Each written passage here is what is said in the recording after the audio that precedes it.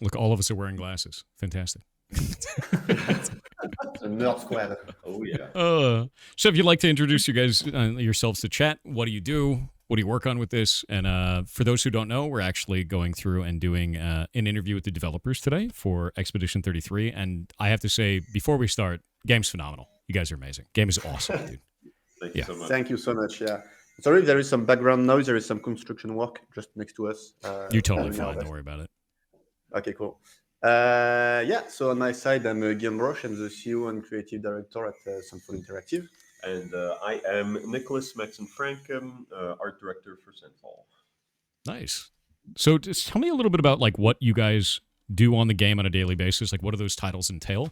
We've got a lot of people in chat that are actually either part of the gaming industry or trying to get into the gaming industry. So any type of insight with that would be really helpful for them. On my end, it's a lot of very, very varied tasks. It can go from like more like managerial stuff and like handling the team and the planning and everything. But mostly like maybe you know, but it started as a solo project from me. So I kind of had to learn how to do everything. So on a daily basis, like it can be very, very varied. I do from like game design to lighting to like a lot of cinematics, a lot of bosses, and like all the battle realization aspects, the cameras, the movement, also tech animation part. Like we are a very, very small team, so we all have a lot of different hats. It's like it's still the same project that I started alone, so I kind of do a little bit of everything.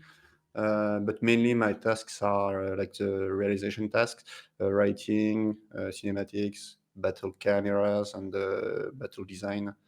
And probably other stuff I forget. On my end, so developing everything that's visual. So it started all around like artworks to begin with, but then also I've been working in the program, so in Unreal Engine to like implement everything that's like 3D. So everything that's like set dressed, so all the world that you see today. And this is your guys' new breakout game for this group, right? Like this is your first one as a group together. Have any of you guys worked together in the past? This is totally new. Like, tell me about this, man, because this is wild. This came out of nowhere. No, it's wild for us too. Don't worry. No, but we didn't really work with each other. Like basically, the whole story of Sandfall is like an RPG party where just like I send a mail to someone and this person instantly says, "Okay, let's work together." So I worked with we are three co-founders.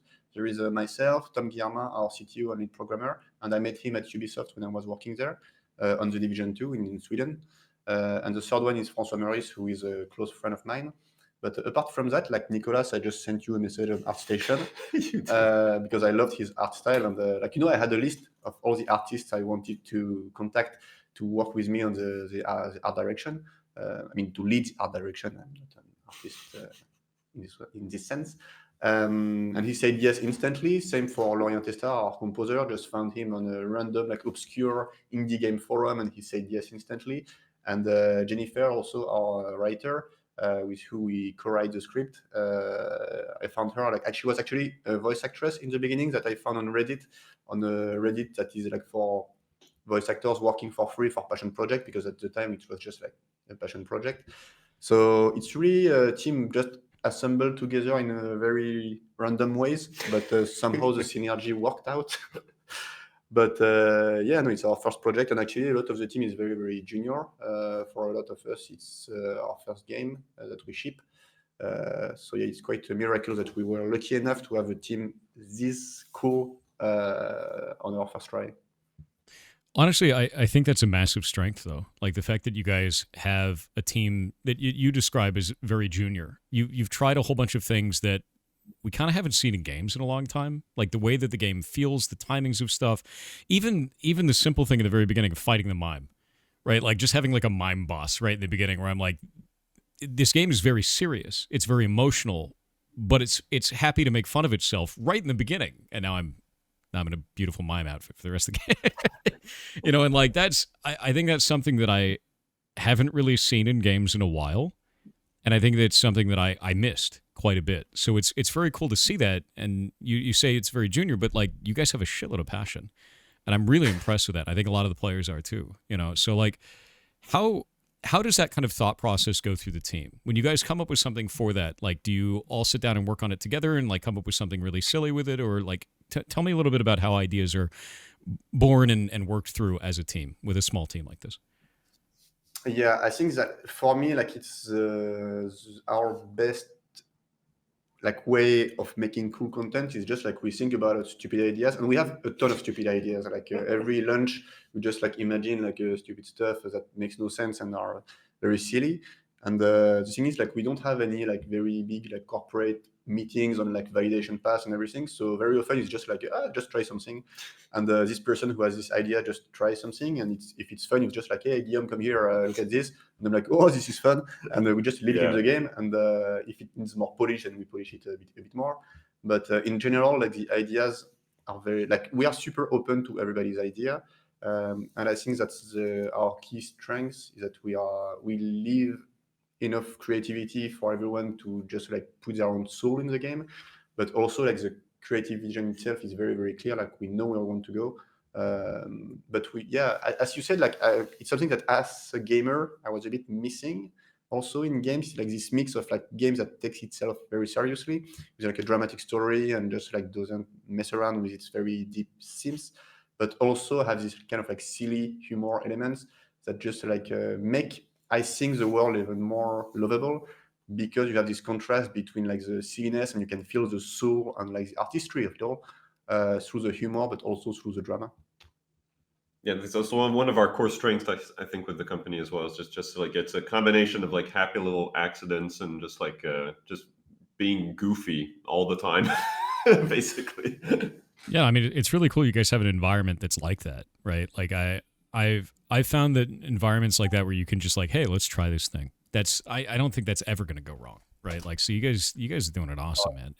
It's no wonder that the game feels the way that it does, which is like that's a fantastic thing, honestly.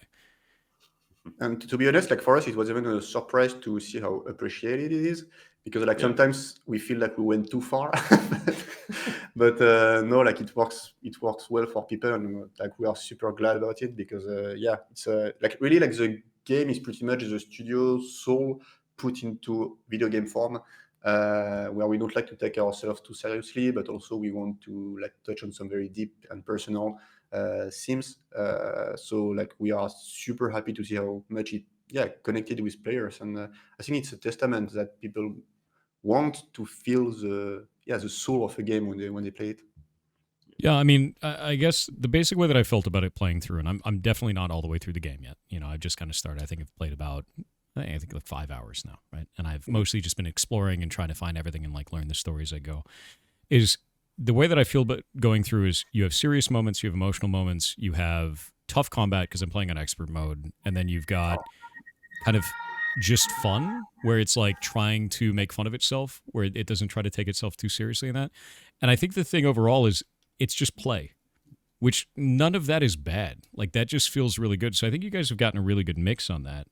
And I think it's fascinating because there's so many narratives right now about like how games should be made, or maybe they should be made like they were in the old days, or any of this type of stuff. But you guys have hit such a good beat with this that it's something that should be shared, I think, with others, of like how did you guys arrive to this conclusion? How can we put other people in scenarios like that where they just feel empowered to make the thing that they think is cool and then kind of go from there? Because it's rad, man. Like I don't think that I haven't seen anybody that's really complained about that where they're like, oh no, this game is like great. So it's very interested. That's great to hear. Chat want to know, do you guys actually have 33 people on the team? Like, what is your team size? I think right now it's exactly 33 actually. Oh, maybe 34 with Monaco the dog. Yeah, but yeah. No, so I think right now we are exactly 33, which is beautiful testament.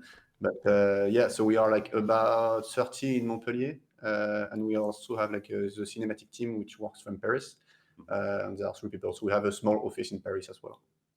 Oh, that's very cool. Yeah, hell yeah. Meme verified. Chat is very happy about this. Oh yeah. No, can you guys actually see chat? Can you see the things that people are saying in there? No, we just have the Discord. They're literally just speaking praises of the game. Like they're actually very. Yeah, Thank you so much. You're So gonna it's see just amazing. like a lot of people that are just like super into it, man. Like there's I know I'm just kind of like glazing at this point, but it's wild to see a game kind of come out of nowhere because I didn't this wasn't really on my radar until it was like, hey, this is coming out, and I was like, wait, this is amazing. Like this is really good. It's Give been it's I mean it's been very yeah outside of a lot of people's radar for sure because the moment it came out, I mean it literally snowballed from just like a bunch of famous streamers in France as well who started playing with it, and then Mhm. afterwards it just went downhill from there. So we were pretty shocked. We're still probably still a bit like above cloud 9 for now. It's still hard to get back down. So Yeah. it's been So pretty surprising all the feedback that we've had. I'm kind of interested. You said it took off in France first with a number of like kind of famous French streamers. How did the game travel through the world in terms of like interest groups? Because that's going to be very different for every game. Like what cultures were engaging with it first? Was it actually just France and then it spread out from there? No, actually, France took a bit of time before taking off because it took a bit of time for the streamers to get on it. Mm. But like once the first one got on it, like it kind of snowballed from there, and Yeah. basically like every single French streamer is playing or plays the game. But no, we had like what's cool is that it was very worldwide instantly.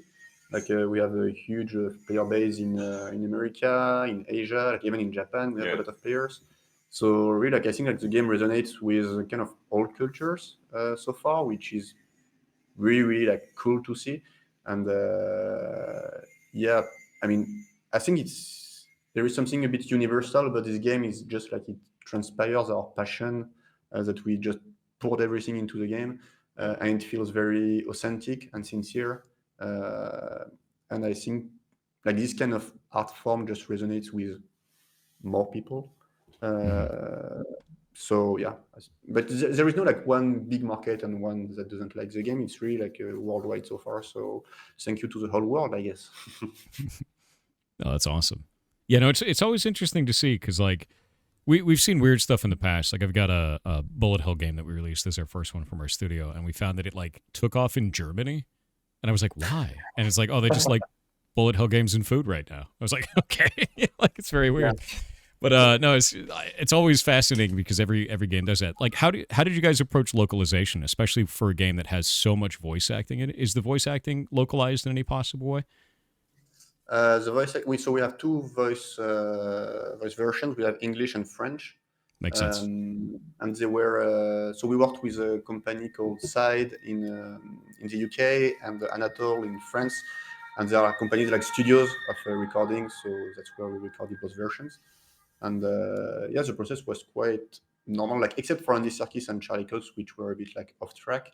For the other voices, it was yeah blind auditions, which is very funny because we got Ben Starr and Jennifer English, but when they sent their audition, we didn't even know it was them. So like it was just quote quote random. They were just that good. But yeah, it turned out they were quite big in the voice acting world.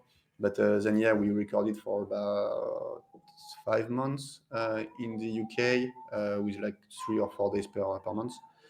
And yeah, it was like we were always there with Jennifer, the writer, and we also had like a voice director working there. So it was very much like internally controlled still to make sure that it fits with the script and everything. But yeah, I think that's about it. That makes sense. So you guys are actually published by Kepler Interactive. Where in your development process did you realize, hey, we actually need a publisher? And I'm interested under what reasoning did you have for that? Because it's going to be different for every team. And there's a lot of people out there that are making stuff. And they're like, I don't know if we need a publisher. I don't know if that's going to help. When do you think that that is the most appropriate? And when was it appropriate for you guys? So when we started the company, like in the very beginning, everybody was working for free until we decided to create the company for real, because we knew that, okay, it's going to be a real project. So we did a fundraising with all business angels in the beginning, which allowed us to work with like a little team of 6 persons for around 1 year, just to build a vertical slice. And then we took this vertical slice to the Game Developer Conference in San Francisco, and we talked to a lot of publishers to find the correct one. But like since the beginning, the plan was to get a publisher because we knew that we couldn't ship the game with our original money because it was not enough at all for the ambition of the game. So went to the game developer conference. We met a lot of publishers, and actually, what was really cool is that we got a lot of people interested, so we could like choose our publisher, which was very, I think, lucky and nice. And also, it was a COVID period, so like money was kind of everywhere at this period because it was kind of like booming. It was kind of booming in the video game world with the COVID. So we decided to go with Kepler because we kind of resonated with their way of thinking. Like Kepler is basically a publisher, but is like created from different indie studios that just kind of merged together to create a publisher. And we had like complete creative freedom from A to Z, which is why we decided to go with them because their philosophy is always like creator first, and that's really what we needed to really like ship the game we wanted. Yeah, no, that makes complete sense. There's always the thing of like sometimes people kind of leap at getting a publisher. They try to do it too soon. They're like, "Oh, I need a publisher. Why? Because then I'm a real dev." It's like, no, there's got to be a reason for it. It's a business reason. It looks like you guys approached that perfectly, and I'm glad that you guys ended up partnering up with Kepler. If they gave you the full creative freedom like that, that's phenomenal. That's like everything you could possibly ask for. You know, it's like make sure that it's the game first and the business follows suit. You know, and it looks like it worked. Yeah, So and they followed through with their promise, like even today. So like really, we are glad like everything went pretty well. Then like the difference with a very very big publisher that we could also have gotten is that in terms of like support, it's a bit less hands-on, like less. You don't have to do anything on marketing. So for example, like we do all our trailers in-house. I mean, most of our trailers, just a few character trailers they made, but like all the big trailers that you see, we make it ourselves. So like it's a bit like you trade off some off-work stuff, but you get like this creative freedom. So for us, it was really really worth it. And we like to do trailers anyway, so it's good. Yeah, no, that's really good. So I'm actually interested. The chat was talking about this earlier, and I don't know because I've only played on the expert mode. Are the parry windows actually different based on the difficulty? Does any of that change, like the timings for stuff? So it changes in story mode. Everything is easier to parry and dodge, but in normal and expert, they are the same. Okay. The thing that change in expert is the health of the bosses only, not of the common enemies, and the damage, obviously, of the enemies. Yeah, they hit. When I don't parry, I'm like, oh, there's 75% of my health gone. Great. Yeah. You have to learn to parry and dodge, otherwise you're dead. I think that's the thing, though, is it feels good because it feels like I'm approaching kind of a puzzle with that, where it's like, okay, what is the exact like visual frame or the audio cue for specifically this attack? And then I learned it a couple times. It's like, okay, now I can kind of do it. Now I can do it really well, you know, and then every once in a while I'll get humbled by the game because I mess it up. It's like, great, fantastic, you know. Yeah, and we spent a lot of time for like the signs of feedbacks and the enemy attacks, just to get it to feel good. Since it was one of the main challenges in our game, because we did a lot of like tests, like even internally or externally with like our families and friends, just like try to play the game. And the parry and dodge system in the beginning was very very hard, like much harder. Really? So like, had like a ton of super tight, a lot of iterations and like not just the timing, but like there are a lot of little tricks that we use that you don't necessarily see or feel, but that can like tell you when the attack is going to come. So like this was a real challenge, especially like when after 2 years of creating like 600 skills for every enemy, you realize, okay, now we need to change 600 skills just to fit this new little thing that we found that makes the game more fun. Yeah, that's a game design stuff that is very, very fun. Yeah, that's development at scale is always terrifying. That is always one of the scariest things. It's like, hey, we found a better way to do this, and we already have all the abilities. All right, back to work. What would you say is the most painful moment that you've had like that on the team so far working in this game? Like, what is the biggest pain point? You're like, this is awful.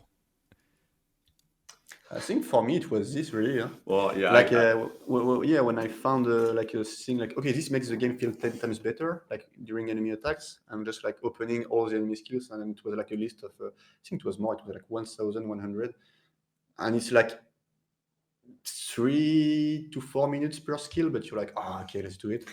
But had to do it.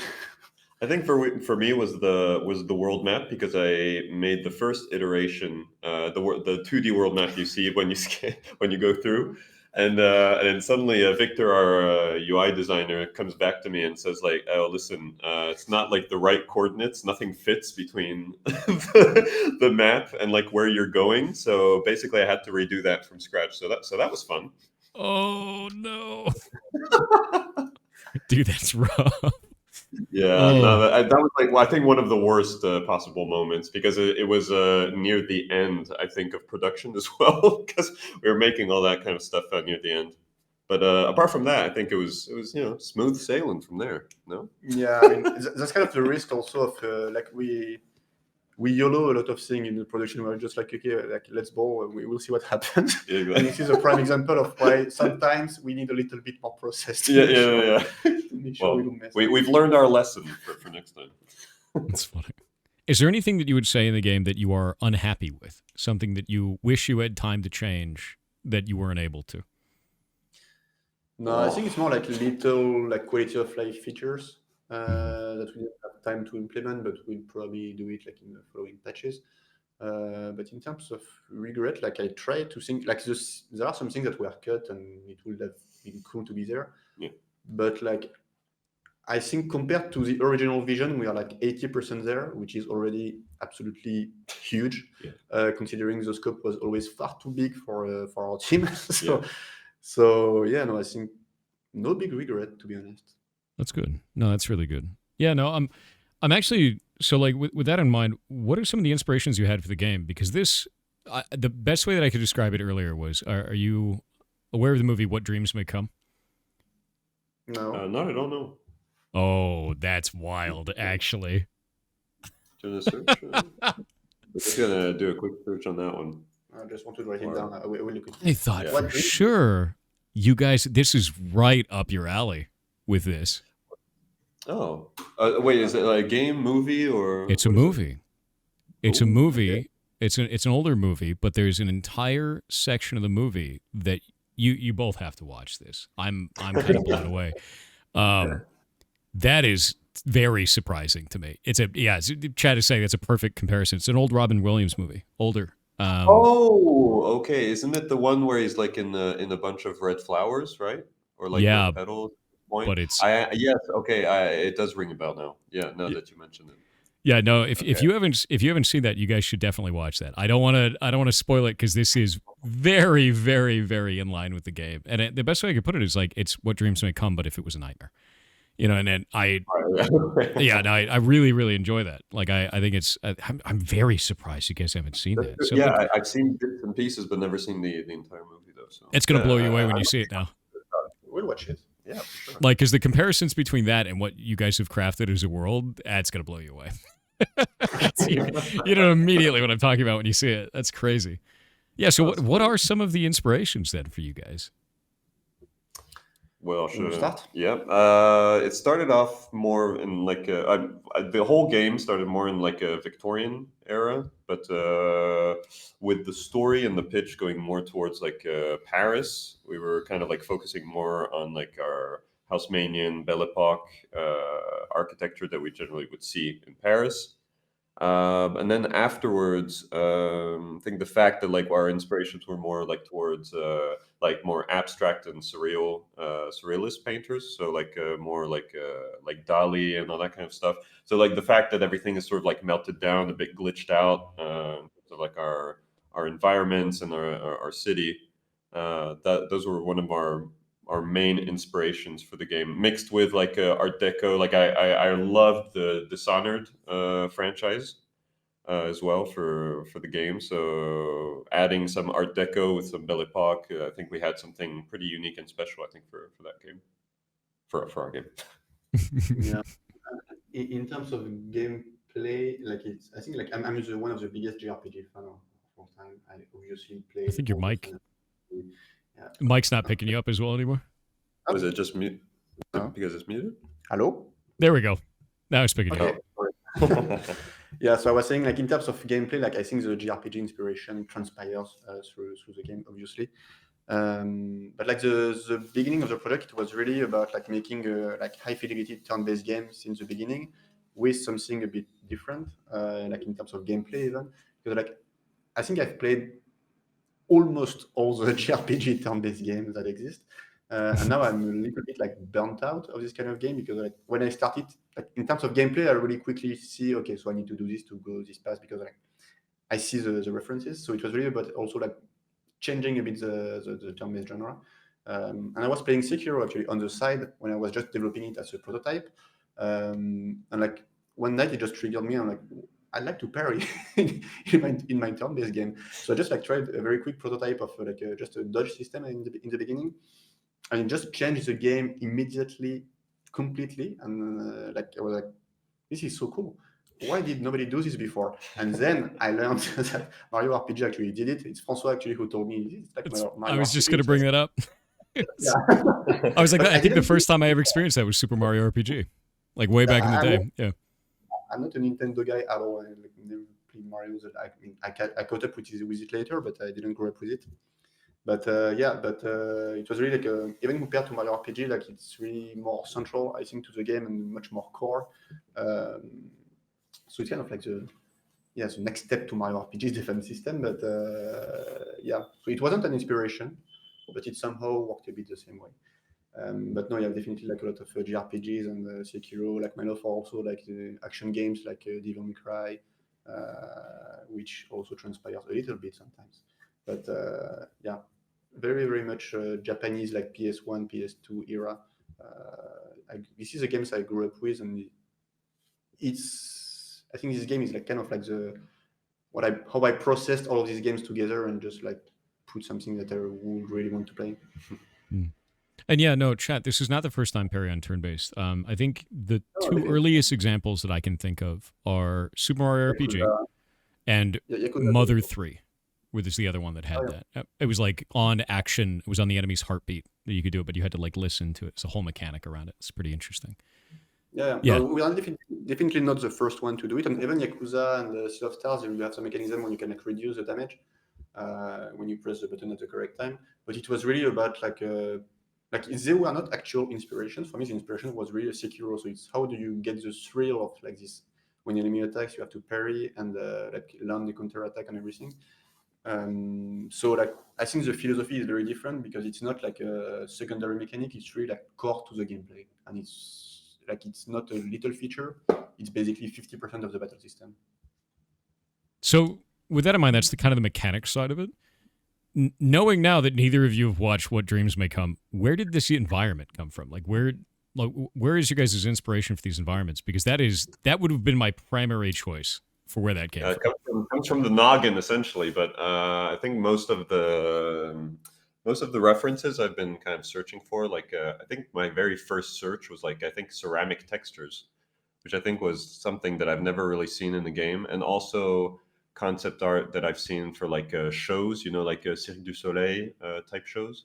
Nice. I've used to work in that kind of environment where it's more like focused on like costumes and more other like theatrical designs. So implementing that in the game, I thought came out pretty cool. So I was still kind of focused on that. So it was really a concept on like like those ceramic textures, because also ceramic textures have so many different mixes. Also with the chemical reactions that they make for special textures, you come up with some really unique stuff. So that was actually really, really fun to do. We use it like for our rocks. We use it for like our creatures and all that kind of stuff. So that's kind of where it comes from. No, I mean that actually makes a ton of sense. I've actually seen Cirque du Soleil before, and when I was a lot younger. It's kind of wild. And I don't think I ever would have made that comparison. So that's really cool to hear. Oh, it's like an explosion in the background. Nice. Yeah, so we had doors slamming from the wind. Nice. Very nice. Oh, man. So you guys have a physical office for all of this. Is that correct? Is your team all like, how do you feel working in person for development teams like this versus working remotely for teams like this? What is your take on that? Yeah, so like the philosophy of the office is that you have to be there at least 3 days a week, but you can take 2 days of remote. But like for the way we are working, I think full remote is just not doable because like as we were discussing before, like the fact that a lot of stuff emerges from just like random discussions at lunch or even just a coffee break or whatever. Like there is a lot of random stuff that makes it into the game, that gives the game so much soul, because it's like a teamwork and it's really like the spirit of the team that is put inside the game. And to foster this in remote, like I won't say it's impossible, because there will Harder. always be an example that tells me that I'm wrong, but it's much harder. And like for us, and even like our personality, like we don't like phone calls, so we just prefer to talk live. So like to foster this kind of projects that really like transpire this much passion and cohesion even as a team, and like to have such a strong focus and creative vision that is very clear. Like personally, but that's just my opinion. Like full remote for the full team is just like not doable. No, I believe that. I mean, we thrive off of each other's, presence, just by like goofing off, doing whatever, and then just also like we just talk all the time and while we work, and it's so fun being all together and creating. And I strongly believe that it puts you more into focus when you're working with other people, less distracted, and I think it's just more fun overall. I mean, it really depends also on the people you work with. Of course, if there's somebody who's going to be like angry, all the time, it's not really going to help. But I think for all of us, we just all have the same goofiness, all this same kind of way of working, and just laughing all the time, which I think is it's such a strong entity as well for our company. And I think that's something I think everybody should try to learn from. Yeah, because I think like one of the key words that I like in this game is the sense of joy. Because like when we are all here together, like the mood is so cool, and there is really like it's a process of making a game, and it's full of joy.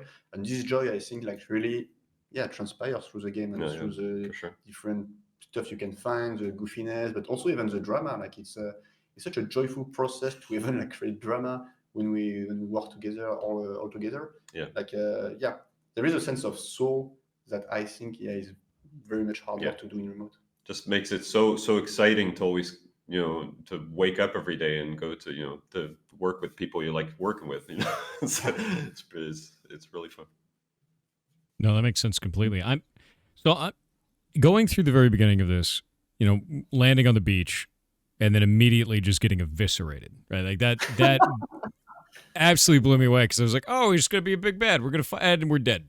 It's like, where did you guys have, like, at what moment in development, can you describe this moment you're like, what if we just killed them? Like, you've given you this, like, really emotional connection to these characters. You've kind of given them a backstory. You've shown that they've been friends for a long time. They're living in this tough world together.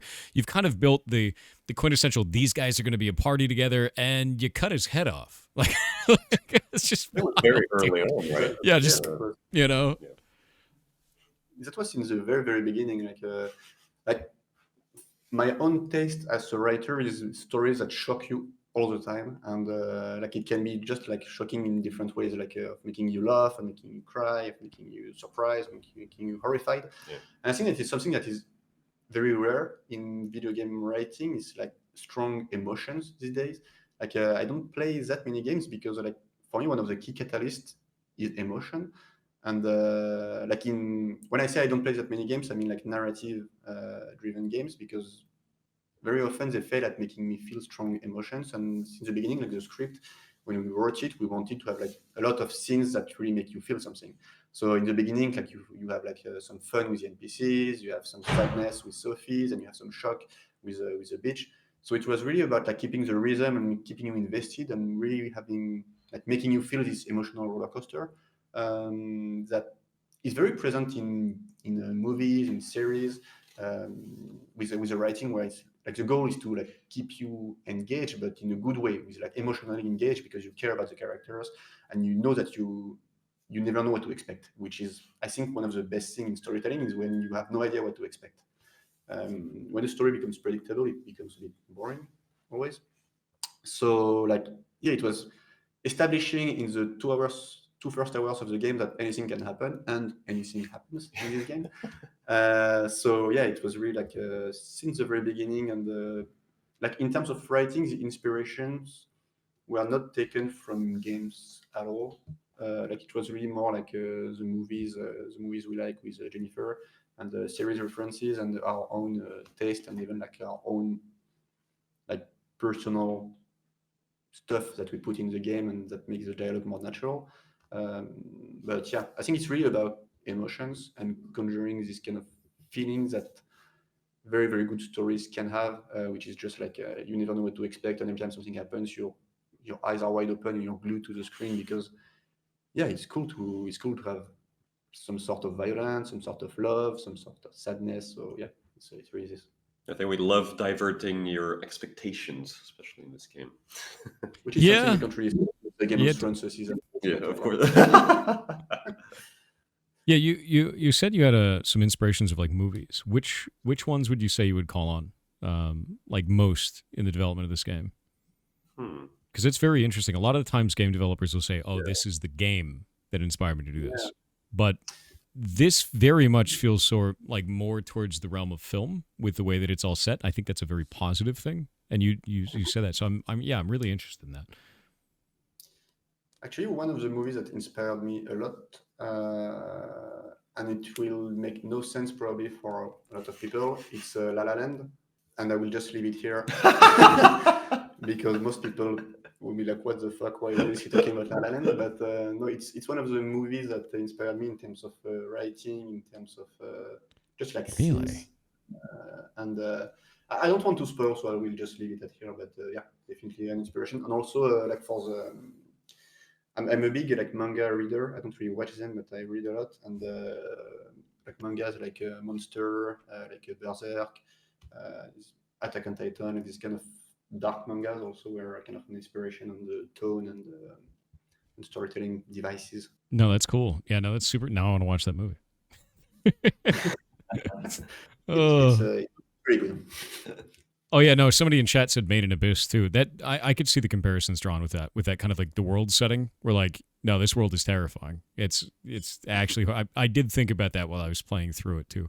You guys have seen that anime? That's a grim setting for that game. It's deeply horrifying. But yeah, I think like since the beginning, I think one of the things that we wanted to do is like to have this very horrifying like meta story and the world, but everything has to be like very very beautiful and a sense of like elegance and yeah, like subtlety, like not too much in your face. So like even when people die, it's in like flowers, so everything has to look very beautiful and have this kind of like melancholy throughout the Yeah. world. That is the kind of, I think, like visual and the story that we prefer. Yeah. No, that makes sense completely. No, I'm really happy to hear all this because to me this feels like a different direction than a lot of like the kind of talks that I've had in terms of like inspiration and like where ideas and thoughts come from. Most of the time, like I said, it's from other games. They go, "Oh, I played this game. I wanted to feel like this game." And the inspiration for me a lot of the times will usually be like a mechanics based thing, where like I only wanted the mechanic. That's the only thing that I wanted. But it seems like you guys have focused very heavily on the world building and the characters and kind of the depth of emotion in that to a degree that is rare. And that's likely why it's doing so well. I mean, that's what drew me into it, and it's what drew a whole bunch of people in chat into it. So that's phenomenal, honestly. I'm really glad to see that. Really, really glad. It was really great to hear that. Yeah, thank you. Thank you so much. Chat wants to know how you guys got your music composer, and apparently the story is absurd. Yeah, the story of Sunfall is absurd, just so you know. So it's kind of like the same as Nicholas. So like when I was like looking for people to help me, like same as Nicholas for music, like I made no, I didn't make a list. No, sorry, that was for something else. No, so I went on a like very obscure indie forum. I don't even remember the name, and I've never went there in my entire life. And Lorient, the composer, he posted one time a music on this forum, and he never went there in his entire life, just once. And somehow it was the same night I went and checked out this forum, and I just found his music, and it's pretty cool. So I just sent him a mail, and they're like, "Yeah, do you want to try and work together?" And he was like, "Yeah, sure, why not?" And 5 years later, we have an 8 hours OST with the orchestra, and Alice Dupont-Percier aussi, props to her, our singer. She sings on almost like a lot of tracks in the game, and she like also like co-composed the lyric aspect of the music. And yeah, no, the story is mean, the story of Central is just me sending mails to people and people instantly saying yes to work together. Don't know how that happened. In the beginning, of course, so it was a bit different. Like, just, I'm in. Yeah. it's very funny. Yeah. Quite a few planets aligned at that moment. I Yeah. think, especially during COVID, not a lot of people were doing stuff. So, I mean, I know in my field, there were no more shows being produced. Nothing was happening. So it's just like, oh, okay, I'll just kind of stay on my side and create my portfolio. And then suddenly, pops there goes an email out of nowhere from Guillaume. So I basically at that point I had nothing to lose. So I was like, okay, oh sure, we can try this. Yeah, I think part of the luck is also like the fact that during COVID, a lot of people wanted to like do something different and find something else to do. So somehow it helped. Oh, it greatly helped. Yeah, no, it's fantastic. Oh, chat, you want to ask something, but it's a spoiler for me? Don't ask it. Don't. I mean, that's the same thing as I wanted to ask about the inspiration for the paintress and everything like this, but I know that's just going to spoil something for me. So I'm not going to touch it. Later I'm on. not going to touch it. The next Oh man, yeah. No, I'm really invested in this story. I'm really invested in the characters, and I feel like there's kind of a line of narrative going through this so far. Like I've been meeting characters that are non-hostile, and I think that's really interesting, and I want to follow that. I also really like that you guys gave the option to kill them.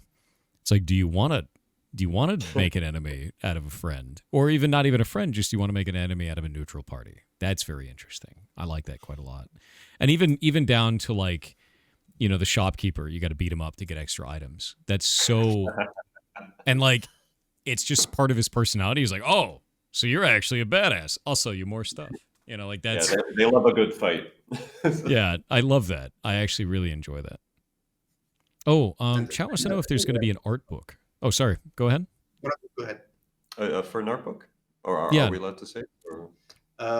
So there is a small art book in the Lumière Deluxe edition, but like the big art book, we are still working on making it happen. Yeah, still under discussion. So. Yeah. That's awesome. I'd buy that. Like a physical art book? Yeah, dude. Yeah. Yeah, I mean, especially... I hope it would happen. I mean, I hope so too, because like even just walking through that gallery area and seeing all those different paintings, I would love to have like a physical version of something like that. It's beautiful, honestly. So I hope you guys do manage to get that. I know printing is a nightmare. I know international shipping is a nightmare. So like I've been there, I've done it. It's a mess. So I get it entirely. Yeah, so right now we are receiving like tons of opportunities and we're kind of like just processing everything and just trying to see what we can make happen or not. So yeah, hard to make any promises on anything right now because for us it's too much. Like what's happening is just it blows our mind literally. At one point, we just got this massive tweet from just the French president not too long ago. No way.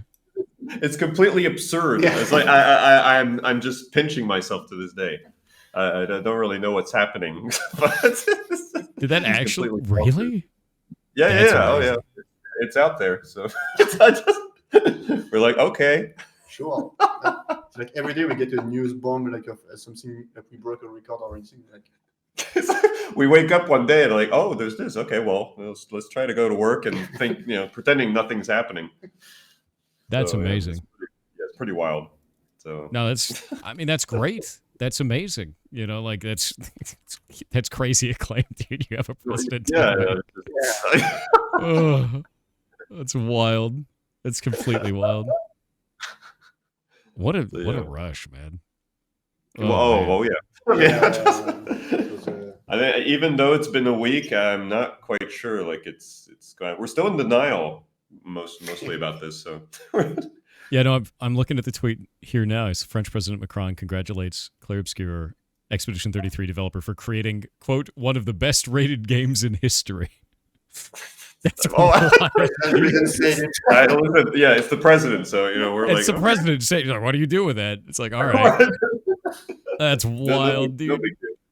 Yeah, no big deal. It's like, just print that tweet out, put it on the wall. You're done. Oh, I think for sure we're gonna make like a massive frame somewhere on this. Oh my god, He said it's 1 million copies to date, one of the best rated games in history, and yes, it's French. Yeah, classic precedent. Am I right? You know? He's like, yeah, that's ours. Hell yeah, that's great. That's fantastic. Oh, any news on the vinyl set for the OST? Do you guys actually have a vinyl set for the game? So it's planned. We are working on it right now. We have announced it. So it's still it's in progress, but will for sure happen. That's fantastic. Yeah, it's for anybody in chat, one of the hardest things is manufacturing and shipping, especially right now. There's so much that you have to look into. Like, you have to do material sources. You have to find a company that's able to do it. You have to find shipping. You have to find warehousing. You have to, do you do print on demand for certain stuff? What is the quality like? And you go through quality tests. Like, any of the stuff we've done with merch, it's like 6 to 8 months of lead time just to get to the point where, maybe we could sell it, right? And it's a lot, dude. There's a lot that goes into it. It's so much work, yeah, for sure. Yeah, for this, we are partnering with external companies that handle this because it's still a lot of work on our side, but by ourselves we could not. It would take so much of our time to do that. Yeah. Yeah, no, going through third party makes the most sense. It's so much. It's so much to do. So I have not beaten the game yet, so I don't know if this would be appropriate, but people in chat want to know, do you guys have any DLC planned? Are you interested in extending the story in any possible way? Is that even possible? That would be a spoiler for me, so because I don't know how it ends. So right now, kind of goes back to my previous answer. We are still processing everything that's happening, which is too much. So we don't have any super big plans before that. So nothing to announce. I know that there has been some articles saying DLC confirmed. That's bullshit. Yeah, I don't know where that came from. You mean games journalism said some bullshit? No way, impossible. So for now, nothing planned, and we don't know yet. So nothing to say about it. Yeah, no, that's good though. I think that's honestly a fair answer. Like this, you've got the president talking about your game, so it's chill. Maybe he's going to say DLC. He might say a bunch of bullshit. Who knows? Yeah, there you go. Maybe he'll say it. maybe he's going to moonlight as a games journalist now. It'll happen. No, it's good though. I'm glad that you guys are taking the moment to breathe. I found that kind of stuff before where I've seen people that either hit it big or they have something that doesn't work, like something kind of extreme in either direction, and they just go, well, now we have to do something. We have to do it right away. And it's like, no, give it a minute, take a moment, figure out what you want to do next, because you've done something fantastic and you can 1-2 punch that. You could wait a while, Yeah. Oh, it's part of our DNA to just not get too comfortable and too arrogant. So let's just wait. It's going to be fine. Yeah, no, that makes sense completely. Localization prices. I think you can actually just pull that off SteamDB. Yeah, you can just pull that up.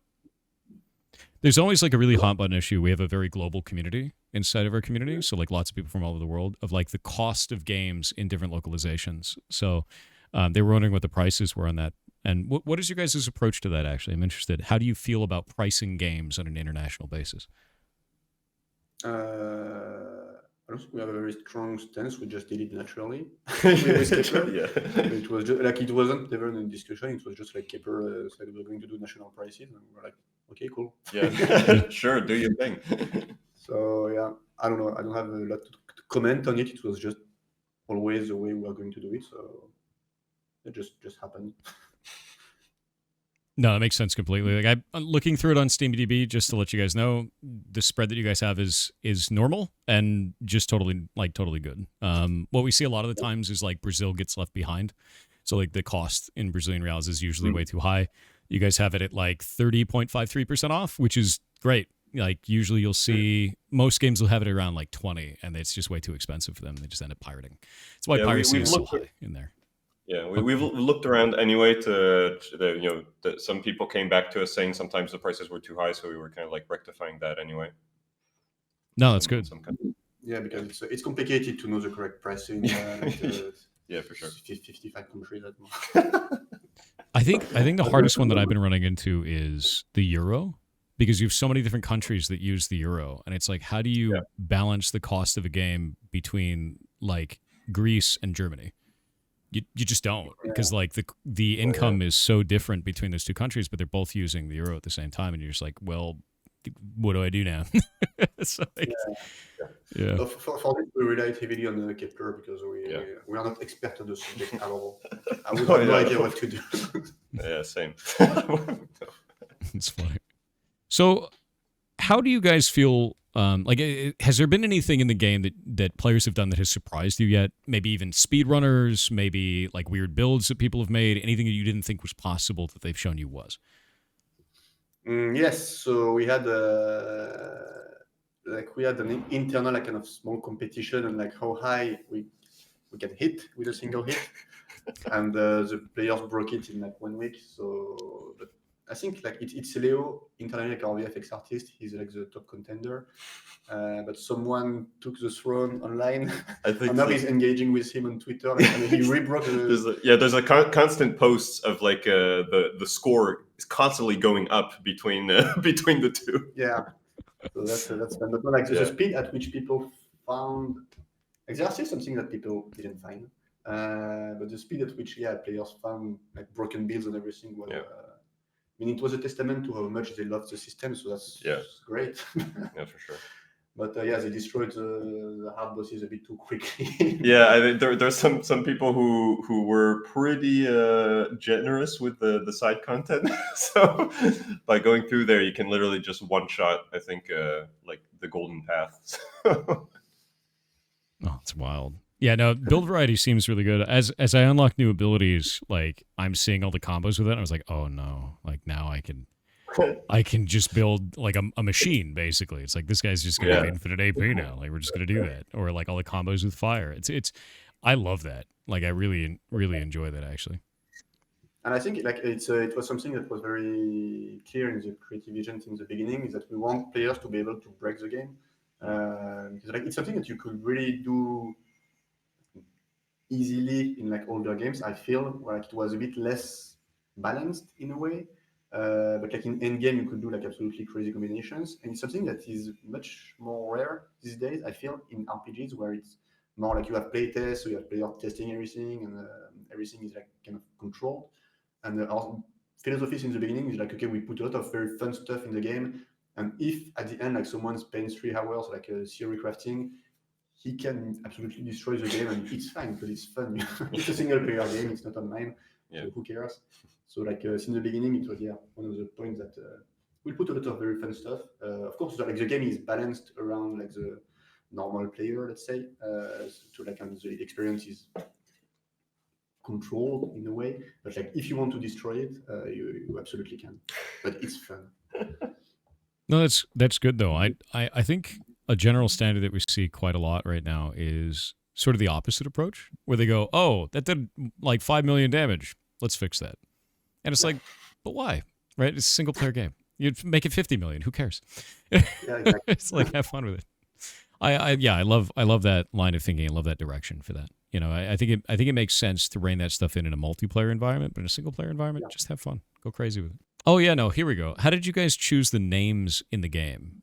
Like, so names for the characters, names for like the environments, names for the villain, names for the game itself. Naming is a very I find for a lot of devs it's like a deeply personal thing, and everybody has a different reasoning for like line of thinking of how they choose these things. So it depends on the main characters. There was no super big reasoning, just like names that felt right. Like Mael, for example, is just my favorite girl's name of all time, period. So I just wanted that. Then we tried to find some names that sounded also like poetic in a way, and like could also like be said in French and English, but still keeps this like French flair. So that's how we approach naming the main characters. And Lune, for example, in French it means moon. Ciel in French it means sky. Gustave, you can do the parallel with like Gustave Eiffel, for example. So it's very very French, but it can have more meaning if you like go a bit deeper into the name. So that was for the names of the main characters. For the enemies, I think we have the most indie process ever. So a lot of them are very stupid names. I think the moment I finish like an artwork, I show it to Guillaume, like, okay, what would you call this? And like off the top of his head, it's just like, oh, this would be like a sac à patate, or whatever, like something like a sack of potatoes, which is in English. Yeah, I think that's how most of the names came to be. Like Nico and I are sitting next to each other, and he just finishes something, and what should we name it? Like, how do I name the PSD file, the Photoshop file? Yeah, that's what I was. Okay, whatever, sac à patate. And then I was like, okay, I'll put that. And then ever since, like, it's stuck on the PSD for like another year. But we just keep the name anyway. Yeah, so it's always like a play on word in French, but that is also like easy to say in English. Yeah. So like, yeah, I think my favorite one is there is a boss called the Serpent Phare, which is a snake with a lighthouse. With the light, yeah. Yeah. And in French, like the name is literally Snake Lighthouse, but it sounds cool. Yeah, in French it sounds cool. So in French it sounds cool, but it's so like dumb in a way. Yeah, and I think it's so funny because I think so many people say the name seriously, but I just can't. It's like just so absurd. But, That's funny. I think it goes back to how we are like a small team, like so agile, and like this kind of decision, like in a bigger company, to take like a meeting of like, okay, let's agree on the name and have some brainstorm session. Here it's just like whatever. Just we have a cool idea. Yeah, just ship it. That name, it's fine. That's fantastic.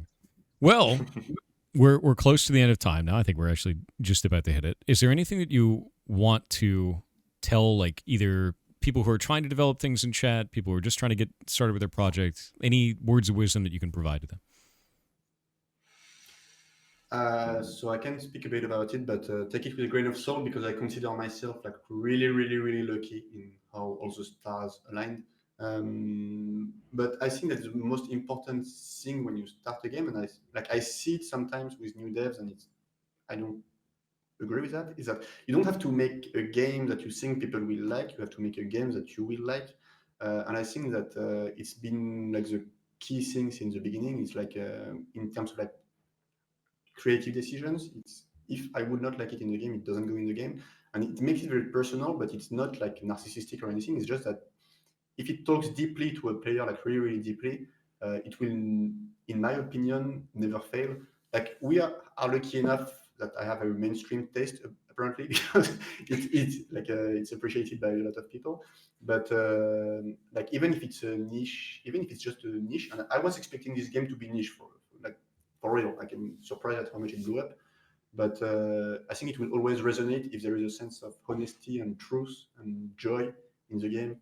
And I think that's really, really important. And even like in recent years, memories, like even the indie games that blew up, it's always games that feel very authentic and true, and the teams that just made the games they wanted to play and not the games that they think people will want to play.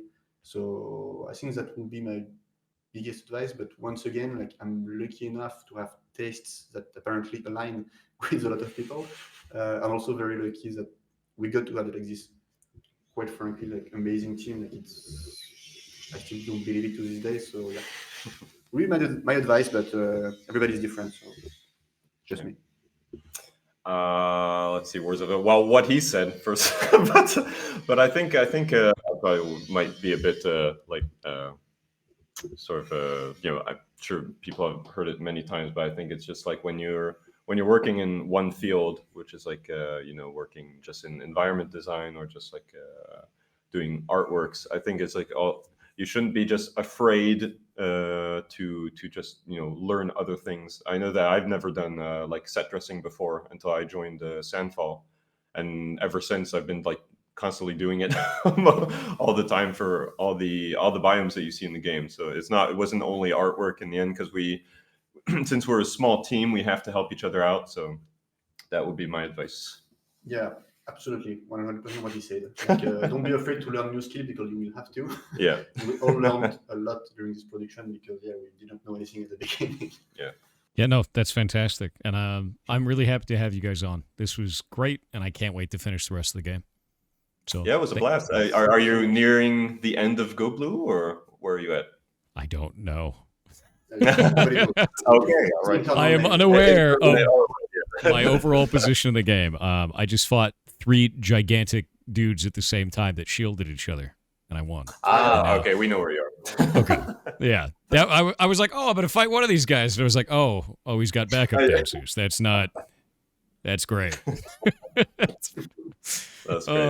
But no, I've actually been really enjoying it. Really, really do. And I think the environments are phenomenal. I think the game is phenomenal. And if any of you guys have not played this yet, you absolutely should.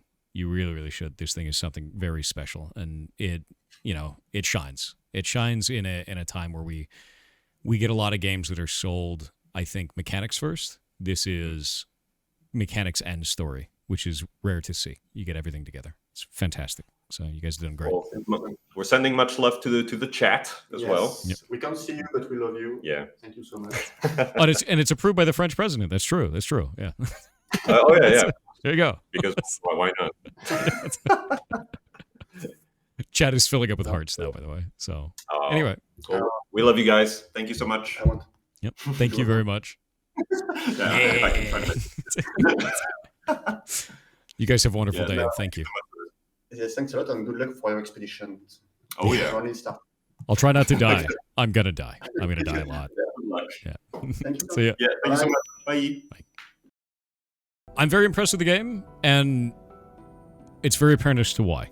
I think they're taking exactly the right route to development. You have a team that is very passionate about making a game that they can enjoy together and enjoy the building process together, instead of focusing on what is the most sellable. And I think that a lot of the times in the industry right now, that is forgotten for investment strategies and the best product over anything else.